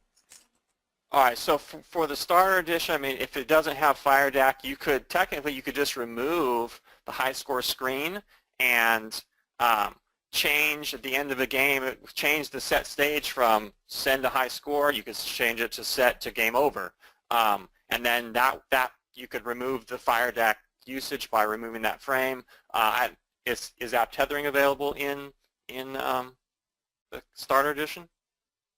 It looks like it may not be available. I thought it was, but I'm not sure. It looks like it may not be available. So anyway, you get the starter edition for free, but you can also go download the Pro version and use it for 30 days and use all the stuff as well. So I mean, the trial is there available too. Yeah. Yep. So I will look and see if there's like what I can do to make these work under a starter. Someone else may be able to go in and just, you know, if you really want to make them work, I'm sure you can just, like Eli said, just start commenting things out and removing them, remove the high score screen and stuff like that, and you probably get it working pretty quickly. If I can, I'll make a fork of it or something like that that works as a starter. So on this form, you have a 0 milliseconds parameter being displayed. What is that for? All right, so the 0 milliseconds, so that is what we do is at the beginning of the game loop we take the time, and at the end of the game loop we take the time, and then we subtract those two numbers, and so that's the milliseconds that the game loop takes to complete, and then it gets displayed in that T label. And so on Windows, on a very fast machine, of course, it's going to take 0 milliseconds because it's just doing it's not doing that whole lot. But on mobile devices, it's more useful because it tells you if there's spikes in the milliseconds. It tells you what the average currently is, because you can see it. I mean, if it's averaging 6 milliseconds, you know you're good because that's not more than 36. So if it spikes past that, okay, maybe you should do some optimization to reduce that. And so one suggested optimization is you could preload the object pools with objects. I don't think that I did that in here because it wasn't necessary, but you could load up or pre-create 10 projectile objects in the object pool, and then it wouldn't have to do that at runtime, and not say at runtime, but it wouldn't have to do that when it needed an extra one because it would already be created in there. You wouldn't get that hit from creating an object. Okay. So that makes sense.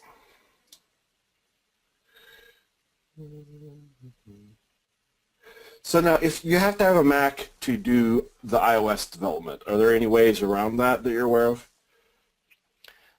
You can use macincloud.com.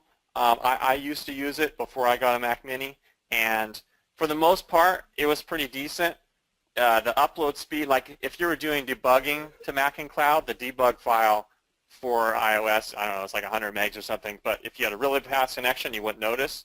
I had a slower connection, so I didn't really use, I mainly debugged on Win32, and then once you're, for the most part, I don't know, 95% done, then you can start deploying to the Mac and seeing what other issues, or deploying to iOS, and seeing what other issues are iOS specific. But I mean, FireMonkey is cross-platform. Develop it in Win32 because it's super fast to compile, and then start moving out to the other platforms when needed. Unless you need to use a native control, then of course you're going to have to deploy right away.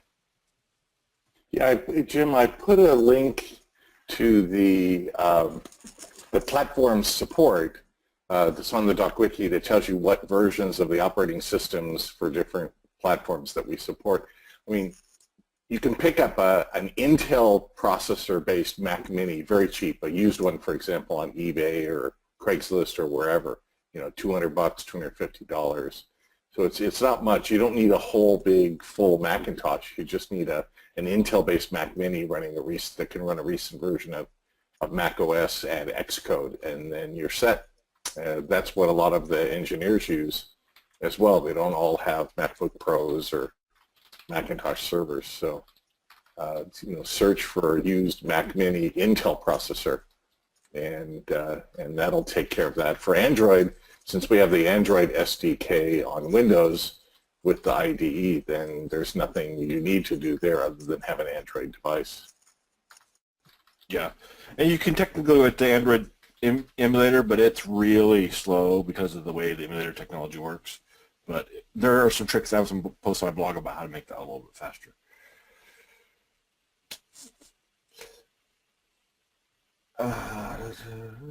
There's a question here about the license on people being able to reuse the graphics and the sounds and the music from these demos. And basically, whatever the license is on all the other Embarcadero demos, I'm not quite sure, but all the sounds and the music and the graphics are licensed just like the other demos.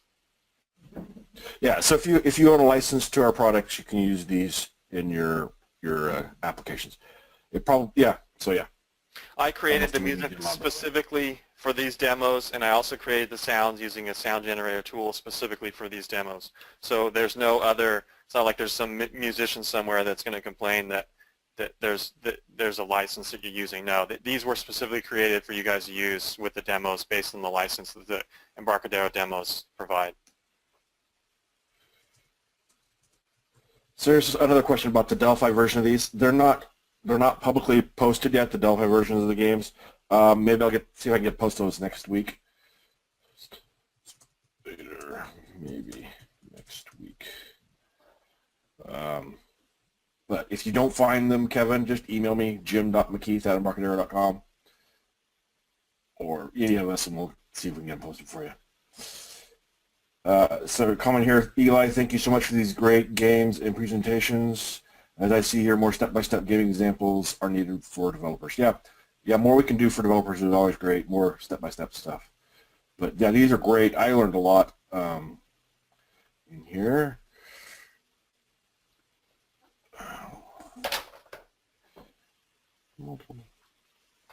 Can you have multiple tablets devices tethered as controllers at the same time?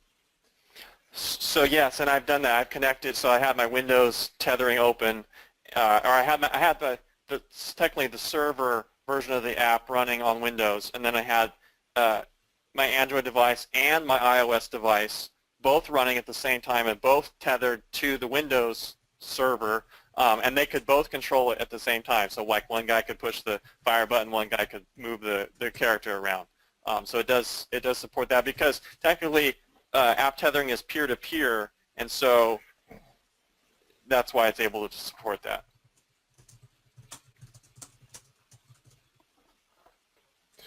Okay, that's cool. Yeah, I've played with app tethering some, and there's a lot of fun stuff you can do because it is peer-to-peer, and you can do all these different things. And one thing that's cool, because it is peer-to-peer actually, is that you can initiate the connection from either side, and then once you're connected, you can send the commands either direction as well. Yeah, and the actions is what made it really easy, because you just execute an action or a remote action and you're done. I mean, that was what made it really easy. Yep. Okay. I think we've gotten through the questions. But so now you could use that tethering to make a multiplayer game too, right?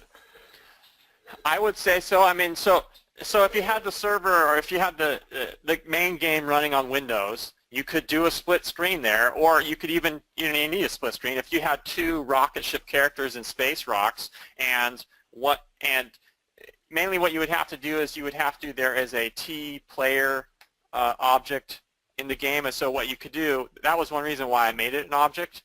What you could do is or a T player data. So there's a T player data, and if you created two T player datas, player 1 and player 2, then you could hold those datas for each of them, and one game controller could connect and say, okay, I'm player 1, and the second game controller could connect and say, okay, I'm player 2.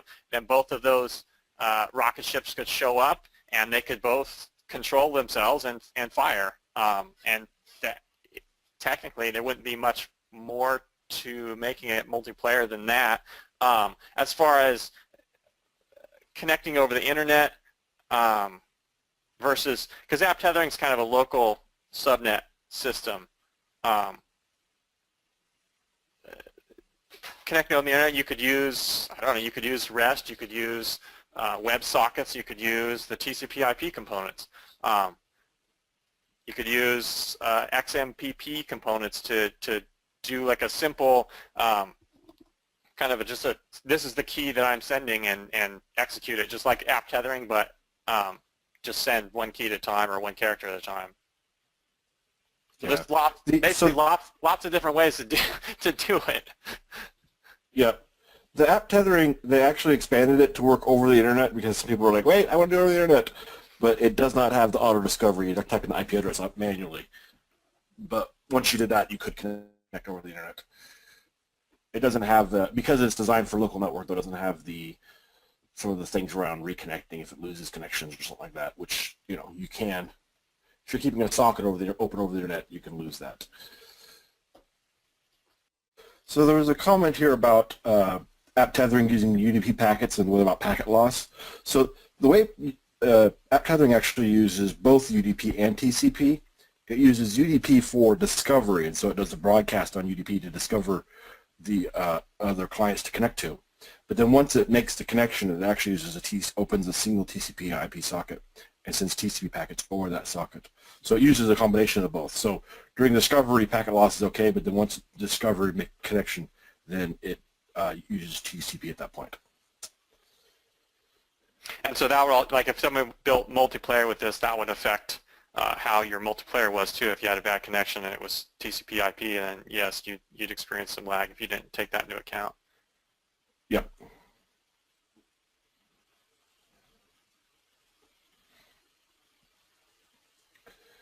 Okay, let's see if there's.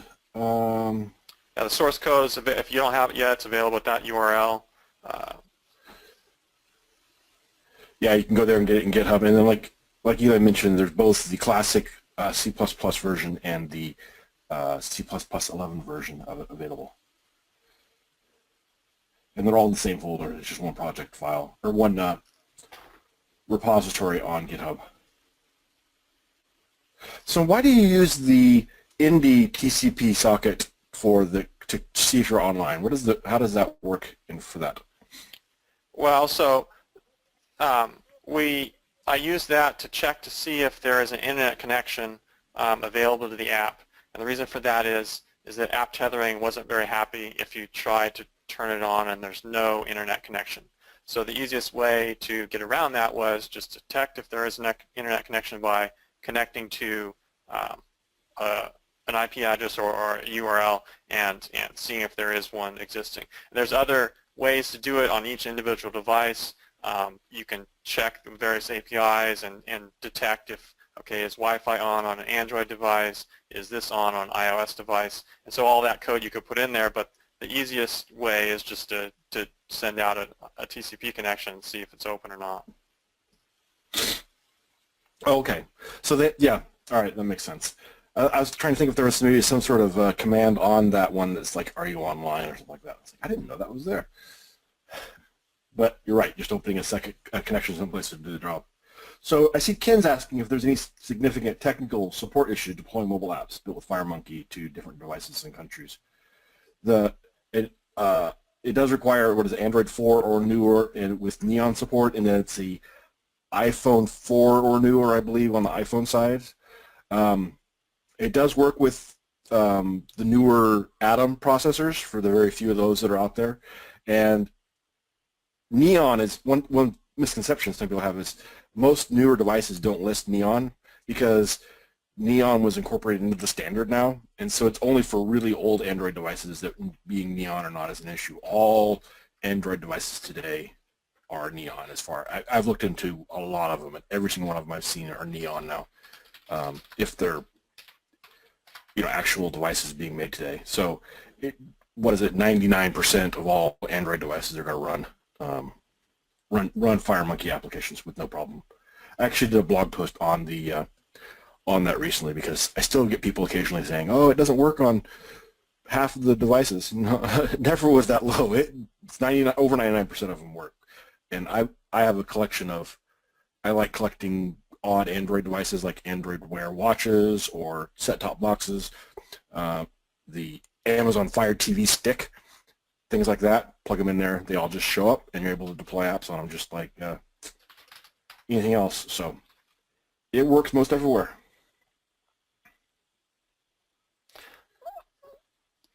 So Patrick's asking about simulated depth and collision detection.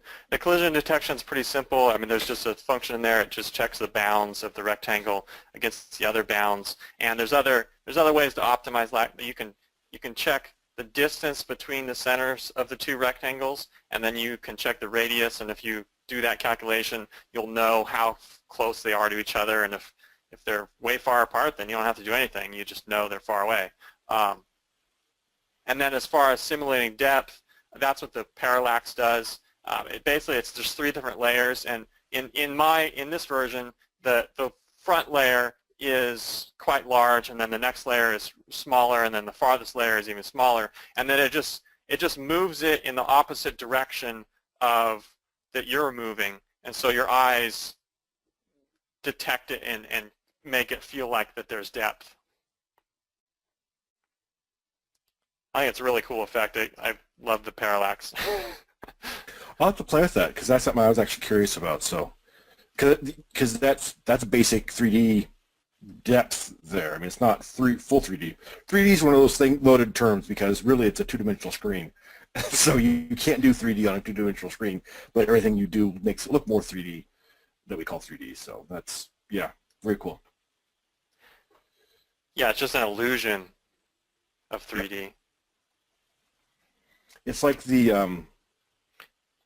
what is the one they do where they take 2 pictures from 2 different angles, but they overlay them and they flip them back and forth, and it makes it look 3D by just switching between 2 different points of view in the same spot. Right, right. It's just a bunch of illusions, exactly. Let's see. There's lots of comments here that everybody's excited to see these cool multi-platform game examples to show off the multi-platform potential. I think it's great. I love that you're like, oh, here, we'll just build it and run it on an Android device. Now it's running on an iPad.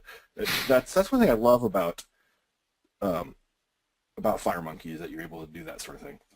Well, I really like the align and the anchor controls because they just allow you to build one UI instead of, oh, let's build for this screen size and then let's build for this screen size and do all this other work. When you don't need to do that, you just build one layout, you set up your lines, and it just auto sizes to the screen. Now, I did notice in Rocket Ship Delta, it looks like I do use some manual calculations there to get the width correctly on the game space, and they're really set up for mobile, and it didn't, in my demo, it didn't really work out on the big screen TV, so that's why I had it thinned up.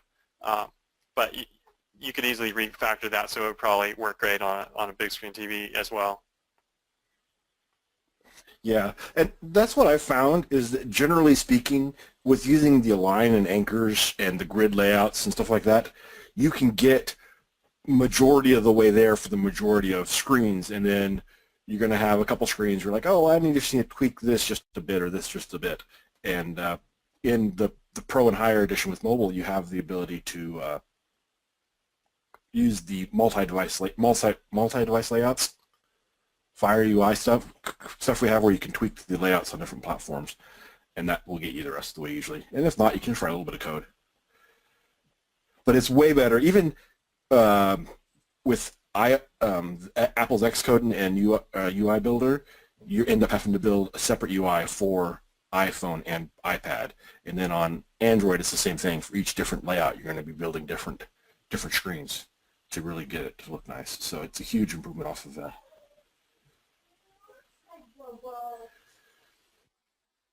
Well, I think we've gotten through the questions here. I don't see a lot that need to be addressed. There was something else I was going to say. So what was interesting, when you rotate your device, I also had to take that into account. And so there's some various swap XY functions in a lot of the games where they allow you to rotate the device and you can just keep playing. Like it takes that into account. And so but before that, you would be playing sideways. And so I wanted to take that into account, make it you could rotate the device all the way around, and it would resize to that screen regardless of whether it was a portrait view or a landscape view. And so that was actually kind of difficult to get right because the different devices are all different. They rotate and they send out these events and stuff. So that was pretty tricky to get right. But now that they're right in the various games, it looks like they work pretty good.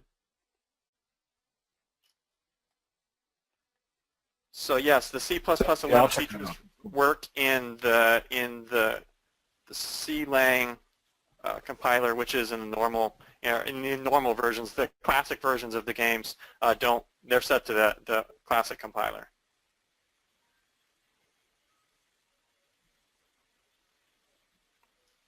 So there's a question about app tethering. So again, it uses UDP, and then once it discovers, it makes a TCP/IP connection in order to send commands and data back and forth. And actually, if you look into the samples, that you'll need to, I guess, the Pro with mobile or the trial edition, because doesn't work as starter. But if you look at the sample, there's actually a sample where it sends images from the camera or screenshots and stuff like that between devices using app tethering.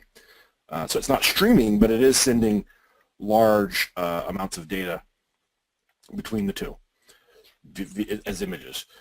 And then also it works with both network connection as well as Bluetooth Classic, which works on all platforms except iOS.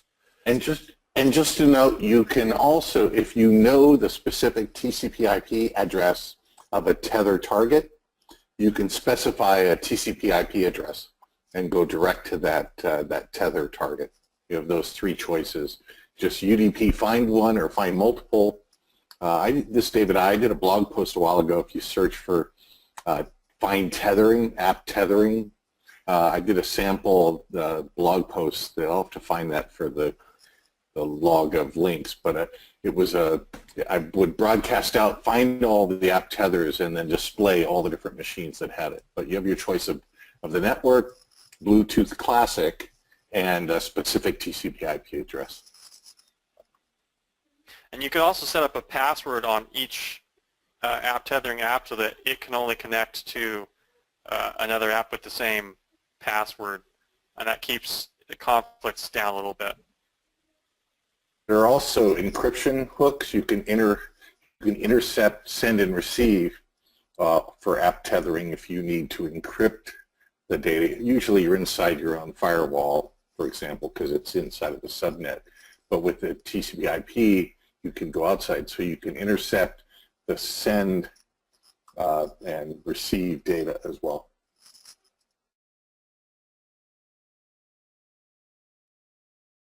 And for encryption, in the case of app tethering, you just use whatever algorithms you want. There's no built-in specific encryption. There's just the event hooks. So put down the tether manager and the tether profile and look at the event, the on events, and you'll see the before send, on receive, and so on.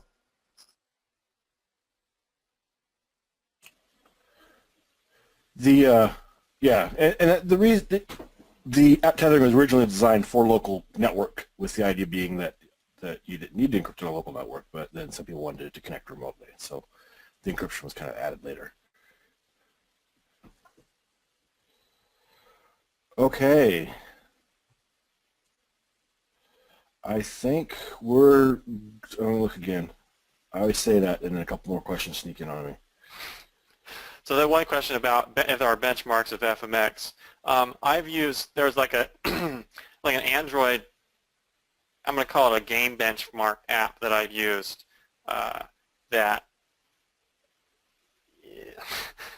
it came out pretty decently. And then also on iOS there are Apple tools, I believe, that do memory, can check for memory leaks, and they might do benchmarking as well. I'm not sure. But I don't have any of that information. That's kind of why I have the timer count in there, so you can see that if it goes past, I mean, as long as it's looking visually decent and it's not going past that 36 milliseconds, for me that's what counts. If you're really going for performance, you could go directly to OpenGL and really stick it with the performance on that directly. Right, yeah. The framework, while it's fairly performant, it's not really designed around game development.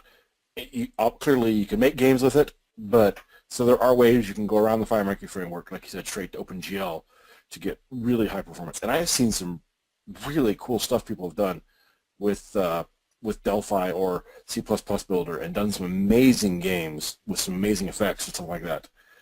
So it's all possible, but it's just a matter of at what level do you want to work with, right? You want to work with the nice form designer like Eli shows here with the being able to prototype things right there in the form designer, or do you want to go down low level and talk to the OpenGL stuff directly? So.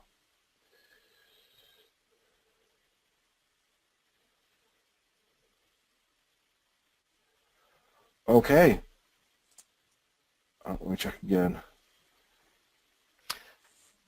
Have you tested the apps under Remix OS on ARM and x86? I have not. There was some emulators I used to test on BlueStacks, I believe was one of them, but I haven't tested on that recently, mainly because the Android devices just work. I mean, I just send it to my Nexus 7, or I send it to my phone device, Android phone device, and it just works. Yeah, I've tested with a few emulators, but just the fact an emulator is never going to be a full replacement for testing it on device, and it's so easy to test it on device. I just do test on device anymore. I actually taught a class on Android development with Java a few years back, and nobody cares about the emulator. They only used it. Everybody did 90% of their testing on devices, just because it's easy to do, and everybody has a device, and then would only use the emulator for testing strange, odd screen resolutions or something like that. Is the only time they use emulator. So most developers are testing right on device for Android. Yeah, I did 4 Android apps directly, and they kind of used a web view in them, and that's all I did. I just sent it directly because they emulated, and that was a couple years ago, maybe 3 or 4 years ago, maybe even more, and it was just so slow on the emulator that I think it's gotten better, but it was just not even worth it to test on the emulator. Yeah. Yep.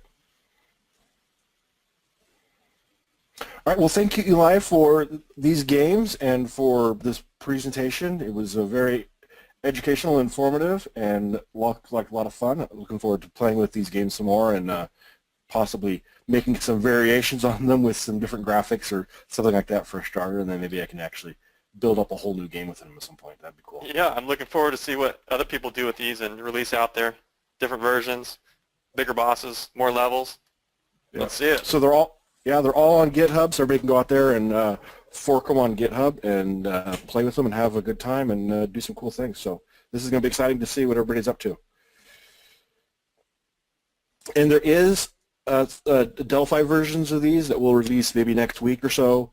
But right now we're doing the C++ bootcamp, so we're doing the C++ version of the games, but the Delphi versions will be released at some point in the future, hopefully.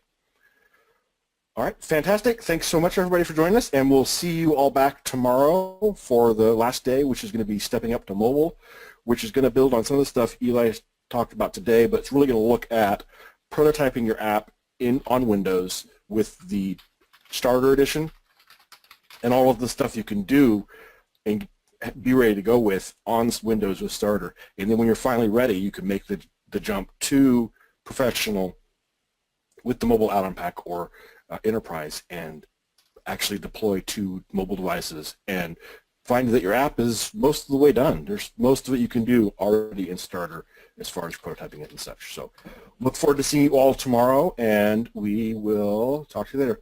Oh, there's one more question here that I will answer.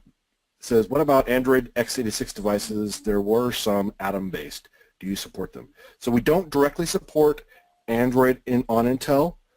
It was just never a large market share, and actually now Intel's discontinued it. But Intel did introduce libhoudini.